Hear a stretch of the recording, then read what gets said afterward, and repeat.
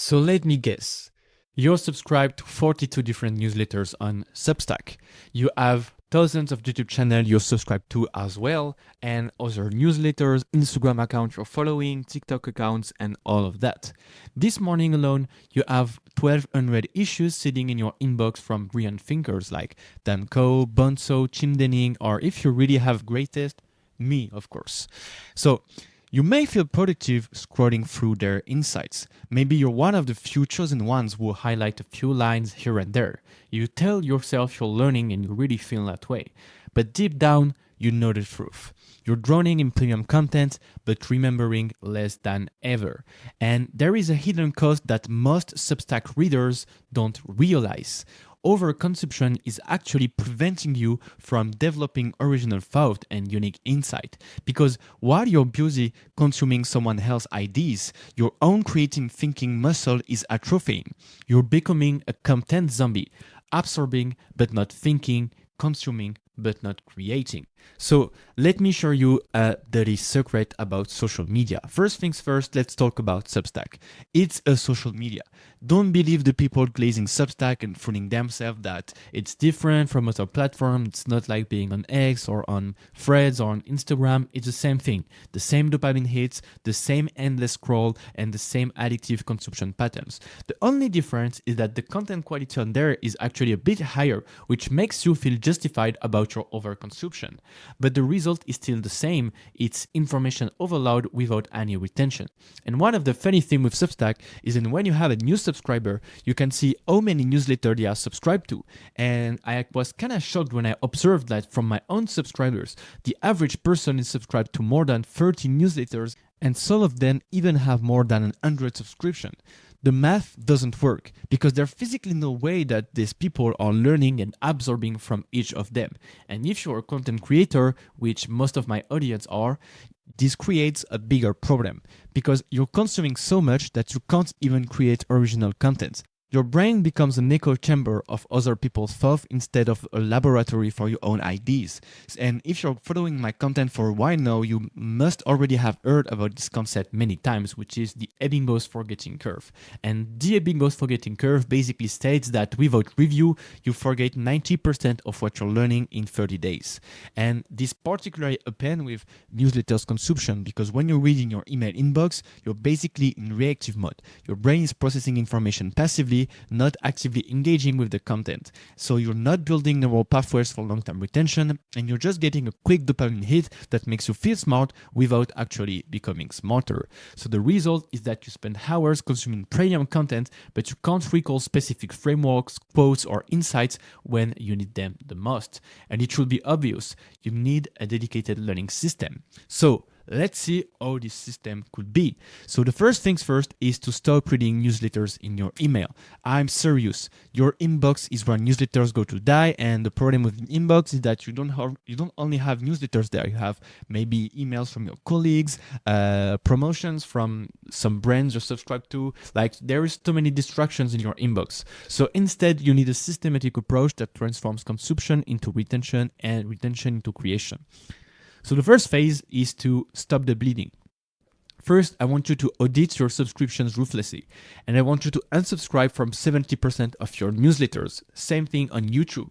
Unsubscribe from all the YouTubers you're subscribed to, but don't actually watch any video and learn anything from them. And if one of these people is me, then unsubscribe from me. I'm totally okay with that because if you're not actually engaged while consuming content, it won't actually provide you some value. The goal is to keep only the absolute best, the people that you love the most, and most importantly, the people who follow the Lindy effects, which are the people that are stating insights and principles that have stood the test of time. And I know this will feel painful, and you may be worried about missing out on valuable insight, but the truth is that it's way better to deeply learn from 5 newsletters than skim 50. So try to apply, as I said with the Lindy effect, the timeless content filter. Prioritize creators who focus on principles over trends, frameworks over tactics, and depth over breadth. Now, the technical setup. So here, we're going to set up your tool stack that will allow you to set up your remembering system. And so we're going to set up a proper learning system. First things first is to get Reader by Readwise. Reader will be your new command center for content, whether that be on Substack, YouTube, or anything.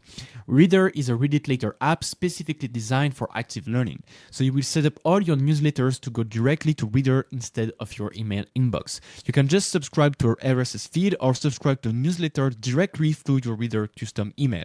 There is also a Chrome extension to instantly save an article or a YouTube video or anything to your inbox for later. The second step is to create intentional reading sessions.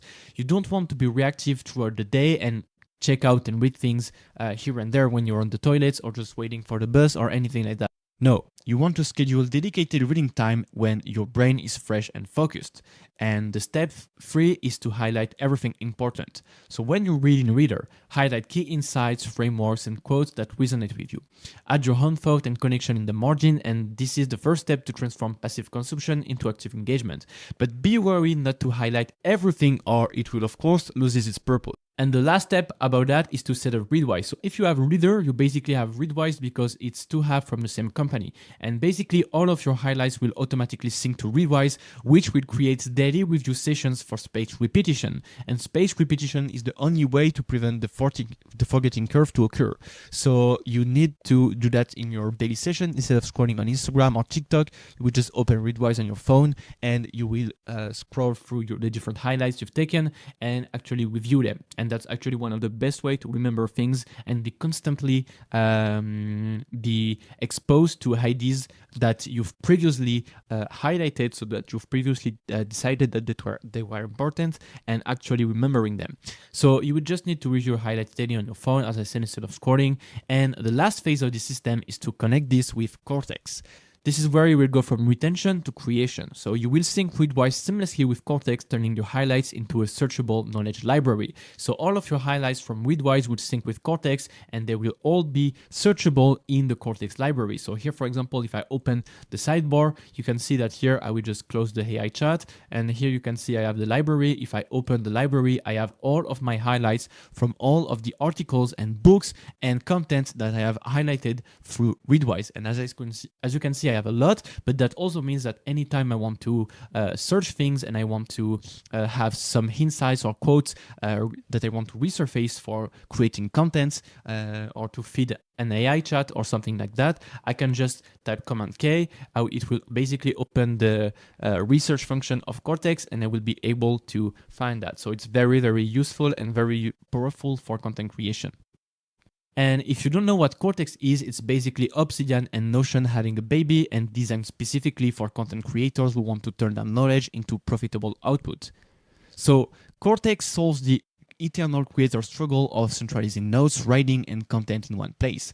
Readwise will sync seamlessly with Kortex, turning your highlights into a searchable knowledge library where you can connect ideas across different sources, reference specific quotes in your writing, and transform insight into organized content. From there, you can turn your highlights into atomic notes using the Zettelkasten method for further implementation and memorization. If you want to learn more about that, you can just check out the different videos I've made about this topic. I will link one to this video at the top of your screen right now that you can see. There must be a card appearing and you can learn more on that about that.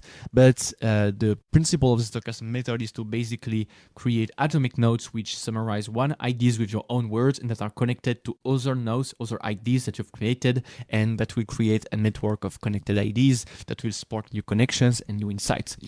And this way you will be able to add into your own content that will fill your business, whether that be newsletters, Substack notes, or future course material, the notes that you've created with the Zettelkasten method, which is very powerful and which is what I use to create this kind of videos or even to create my courses way faster than I would be able to otherwise. And finally, for the system to work, you need to transform it into a daily workflow. So here is a simple example of a daily workflow. The morning can be the input phase, which basically you will check your reader feed and you will read 2 to 3 newsletters maximum with full attention and highlight actively while reading and add your personal thought. Of course, it could be newsletters, YouTube videos, books, even podcasts. For podcasts, you can use an app that is called Sniped and that basically allow you to save 1 minute from a podcast you're listening, add the transcript, and it syncs as well with Readwise, so it works well.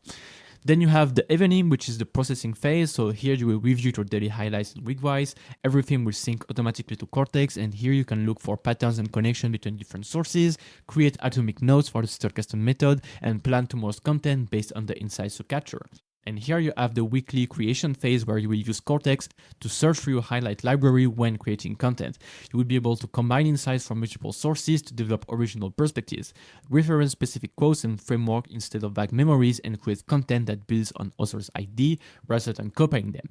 If you want the exact system that I use to turn my newsletter consumption into atomic notes, which fuels my content creation, you can join Noah's Heart Bank for free. And inside Noah's Heart Bank, you will get my complete second brain setup inside Kortex, plus the templates and workflows that let me transform scattered highlights into organized knowledge and then into original content at lightning speed. There are multiple SOPs, templates, and tools so you can start building your own second brain today. And it's what made me able to build a profitable creator business while consuming less but remembering more. We are already 980 members inside, which is kind of crazy. So let's make it to 1,000 soon. And thank you for watching this video. I wish you the best in your learning journey. Feel free to like and comment the video if there is anything you want to add or any questions you want to ask. And I will see you in the next one. Bye.